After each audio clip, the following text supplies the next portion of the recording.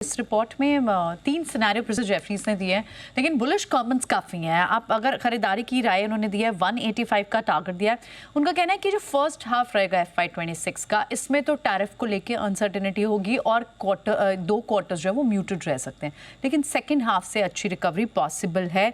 कुछ रीजंस जिसके चलते उन्हें लगता है कि एक बड़े ग्रोथ ड्राइवर हो सकता है कंपनी के लिए। पहला तो जैसे इन्होंने UK FTA हुआ, उसी तरह से US और यूरोपियन यूनियन के साथ जो पॉसिबल ट्रेड डील है उसका फ़ायदा कंपनी को मिल सकता है। अगले 3 साल में लगभग 18% की दर से यहाँ कंपनी ग्रो कर सकती है। बड़ा कंट्रीब्यूशन US से आता है इनका, अगर रेवेन्यू का 60% देखें तो, और US से आते हैं और मार्की नेम्स हैं इनके पास जो इनके लॉन्ग टर्म क्लाइंटल रहे हैं। पिछले 5 सालों में अगर देखें तो इन इमर्जिंग सेगमेंट से कंपनी को लगभग 20% CAGR की ग्रोथ देखने को मिली है।